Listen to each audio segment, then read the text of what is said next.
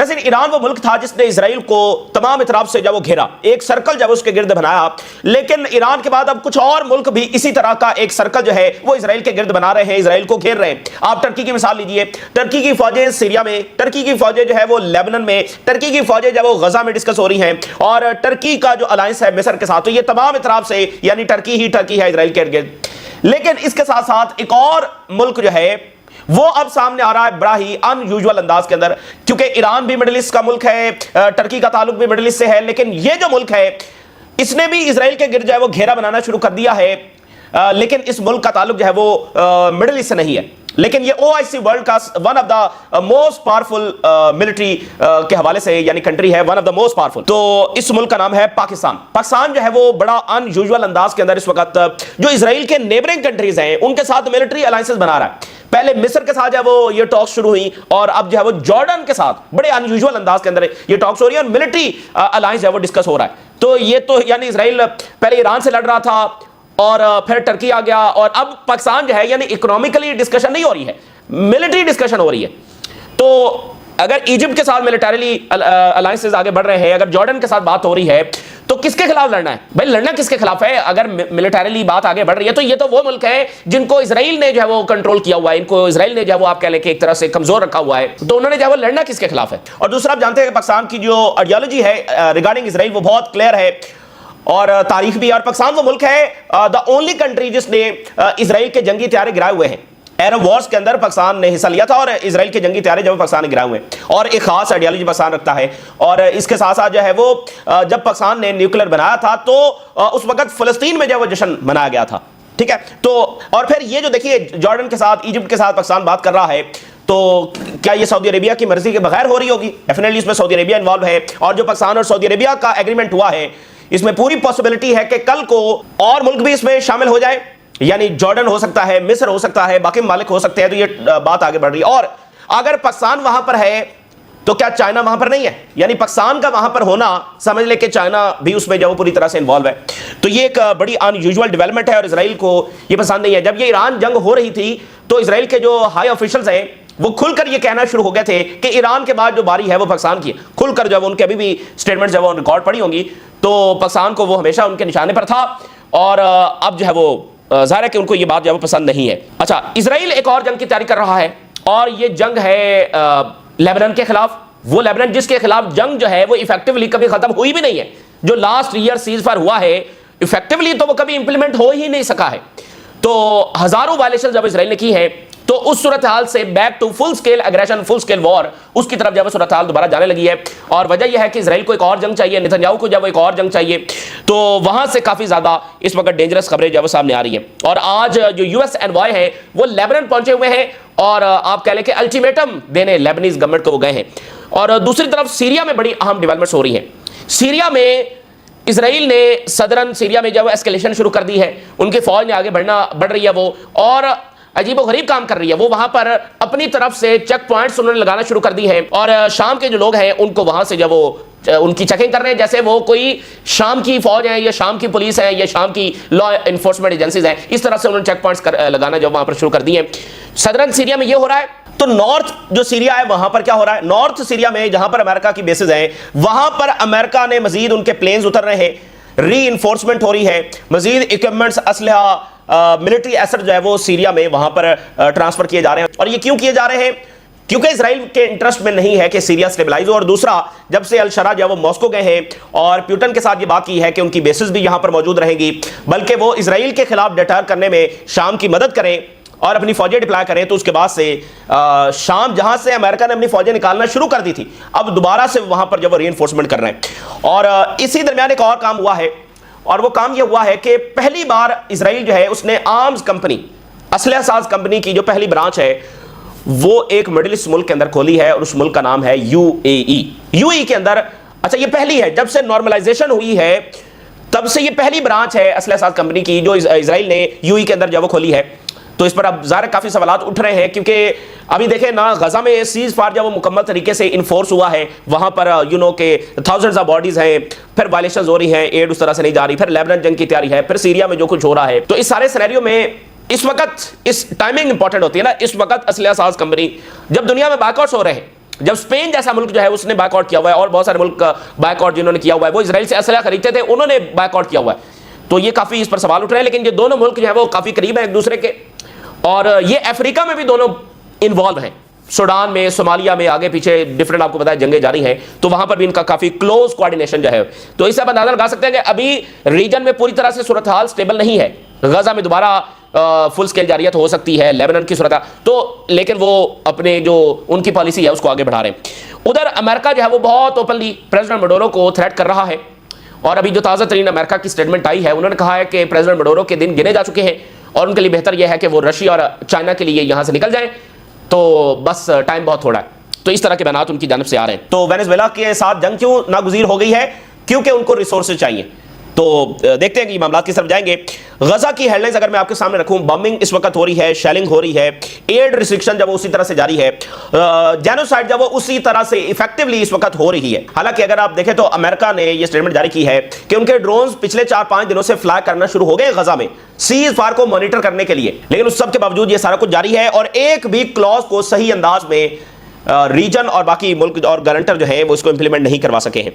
So Israeli drones and shelling triggering deep trauma in Gaza despite truce. ये Al Jazeera की report देखिए, Israel still maintaining a famine policy in Gaza. ये बहुत ही dangerous बात है, और मैंने आपको बताया कि पहले ये सारा कुछ हो रहा था तो दुनिया इसको जेनोसाइड कह रही थी, अब ये सारा कुछ उसी तरह से जारी है और दुनिया इसको सीज फायर कह रही है। तो अल जजीरा ने आज रिपोर्ट किया है कि जो फेमन की पॉलिसी थी इजराइल की, वो उसी तरह से जारी है, और इंटरनेशनल कम्युनिटी और रीजन जो है वो फेल हो चुका है इजराइल को अकाउंटेबल ठहराने में for ignoring it's obligations under the cease fire agreement, और एड को फैसिलिटेट करने में गजा में इसमें इंटरनेशनल कम्युनिटी, गारंटर्स, रीजन ये सारे नाकाम हो चुके हैं। तमाम जो कंडीशंस थी सीज फायर की, वो तमाम की तमाम जब इजराइल की जानिब से वायलेट की गई हैं।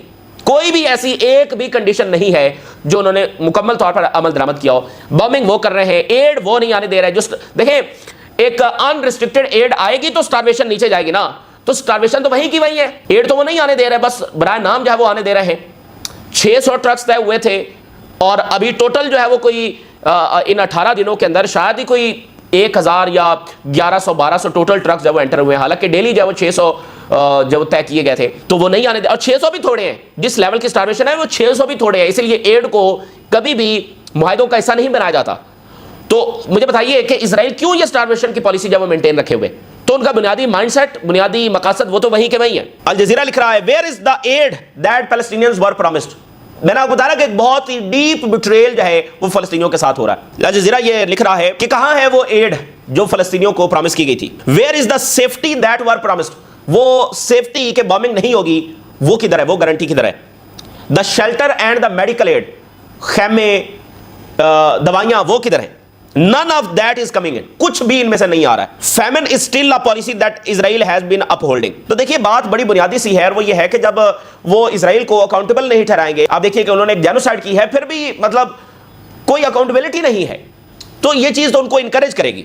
तो बहुत ही खतरनाक बात है कि भूख से अभी भी फलस्तीनियों की वही हालत है, और क्या बदतरीन हालत होगी जब इंटरनेशनल मीडिया अंदर जाएगा तो हमारे सामने असल हकायक जब वो आएंगे। और फिर आप वेस्ट बैंक के अंदर देखिए, 3 Palestinian killed in Israeli red in the West Bank. वहां पर इजरायली फौज और इजरायली सेटलर जो वो बहुत ज्यादा जुल्म इस वक्त ढा रहे हैं। तो ये देखिए, ये सारी जो है वो इजराइल एक ग्राउंड वर्क कर रहा है एक फुल स्केल एग्रेशन के लिए, ठीक है ना, दोबारा उसी 10 अक्टूबर से पहले वाली सूरत हाल की तरफ ले जाने के लिए ग्राउंड वर्क कर रहा है। वो अगर एड अंदर जाने देगा फुली उस अंदाज में, तो फिर फलस्तीनियों को रिलीफ मिलेगा। वो फलस्तीनियों को रिलीफ नहीं देना चाहता, बल्कि जब वो दोबारा उसी फुल स्केल एग्रेशन की तरफ जब लेकर जा रहा है। और देखिए यहां पर एक और बड़ी जो डेंजरस चीज है वो ये है कि जो अवामी दबाव था दुनिया में, उसको डिफ्यूज करने का ये एक बहुत, दुनिया की अटेंशन डाइवर्ट करने का ये उसमें ये एक मंसूबा भी शामिल था कि दुनिया का जो प्रेशर है, दुनिया की टेंशन डाइवर्ट हो गया, भाई सीज फायर हो गया, अमन हो गया। देखिए ट्रंप आया, वर्ल्ड लीडर्स आए, पीस 2025, 3000 साल के बाद जब वो अमन हो गया, तो ये सारी एग्जैजरेशन है ना, किस लिए है कि भाई सब कहेंगे अच्छा जी ठीक हो गया, सब मामला ठीक हो गया,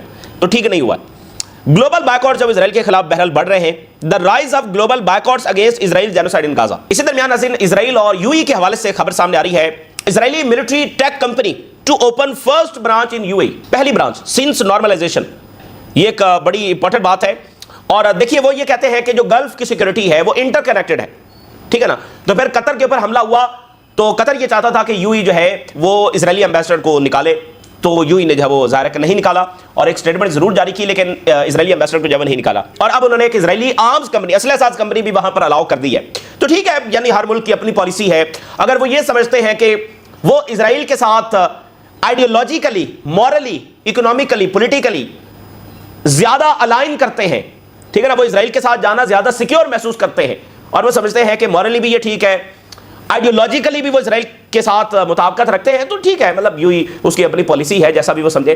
लेकिन बहरहाल इसमें दो चीजें जरूर है, एक ये कि ये यहां पर जो अलायंस है वो एक तो ईरान के खिलाफ है, ठीक है ना, ये ईरान के खिलाफ है, और दूसरा हेरेड्स ही का आर्टिकल हमने आपके सामने रखा था कि जब जब भी मिडिल ईस्ट के ममालिक इजराइल के साथ फलस्तीन को माइनस करते हुए कोई भी मुआहिदा करते हैं तो उसका खमियाजा फलस्तीनियों को भुगतना पड़ता है, क्योंकि इजराइल फिर वहां पर और ज्यादा ब्रूटल अंदाज में जब वो अटैक्स करता है कि भाई बुनियादी है कि मिडिल ईस्ट के मुल्क जब हमारे साथ खड़े हैं तो फिर मसला क्या है, फिर हम फलस्तीनियों के साथ जो मर्जी करें। तो अब जो उन्होंने जेनोसाइड कर दी है, इसके बावजूद अगर उनके साथ इसी नॉर्मल अंदाज में चला जाता है और कोई कंडीशन नहीं रखी जाती, किसी को अकाउंटेबल नहीं ठहराया जाता, तो फिर ये होगा कि उनके क्राइम्स जो है वो इसी तरह से जब वो जारी रहेंगे अनटिल एंड अनलेस जो एक बड़ी तब्दीली आए और एक एंटिटी जो है वो कोलैप्स हो जाए। टर्की के लिए आज जो बड़ा दिन है और टर्की जो है वो तेजी के साथ इस रीजन का बैलेंस ऑफ पावर इजराइल के तनाजुर में बदल रहा है।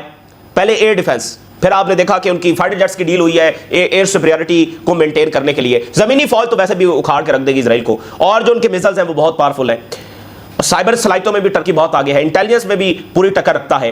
तो आज उनके लिए एक और बड़ा दिन यह है कि 2 दहाइयों की उनकी एफर्ट्स का सिला मिला है और एक और माइलस्टोन जब अचीव हुआ है।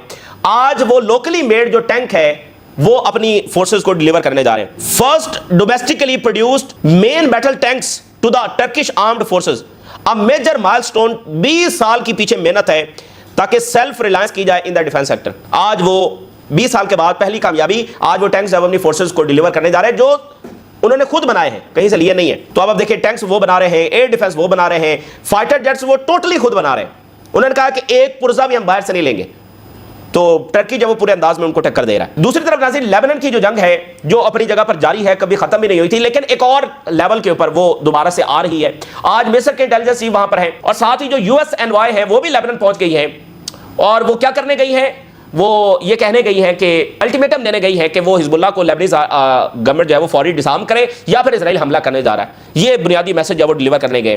तो बैकग्राउंड आपको पता है, पिछले 4-5 दिनों से इजराइल ने वहां पर बहुत अटैक्स बढ़ा दिए हैं, असैसिनेशंस जो है वो बढ़ा दिए हैं। और इजराइल की डॉक्ट्राइन आप समझते हैं, नेतन्याहू का माइंडसेट आप समझते हैं, जब गजा में कुछ रिस्ट्रिक्शन है तो उनको एक और जंग की जो जरूरत है, और वो इस वक्त लेबनान के साथ होने जा रही है। ये उन्हीं रॉयटर्स की रिपोर्ट देखिए, USNY arrives in Beirut as fear grows of new Israel Hezbollah war. भाई कौन सा फियर है? एक जंग है जो इंजीनियर की जा रही है, इंजीनियर्ड वॉर है। ऐसा नहीं कि लेबनान या हिजबुल्लाह कुछ कर रहे हैं, इजराइल है जो एक खुली बदमाशी कर रहा है लेबनान के ऊपर। एक बार फिर वो हमला करने जा रहे हैं। देखिए हिजबुल्लाह के वेपन्स डिफेंसिव वेपन्स हैं, वो जब लेबनान पर हमला होता है तब वो इस्तेमाल होते हैं, और कई दहाइयों से उन्होंने ये साबित किया है कि वो कितने रिस्पॉन्सिबल हैं, और ये लेबनान के लिए वेपन्स जब एसेट हैं। तो जब लेबनान अमेरिका को ये कहता है कि भाई इजराइल वायलेशन कर रहा है, तो अमेरिका कहता है कि लेबनान जाने और तुम जानो, इजराइल जाने और तुम जानो। लेबनान को जवाब आता है, लेकिन यहां पर वो अचानक दरमियान में आ जाते हैं कि नहीं हिजबुल्लाह को डिसाम करो। मतलब आप देखें ना, जब उनको कहा जाता है कि भाई आप इजराइल को रोके तो वो कहते हैं इजराइल जाने और तुम जानो। तो हिजबुल्लाह के मामले, और भाई हिजबुल्लाह क्यों डिसाम हो?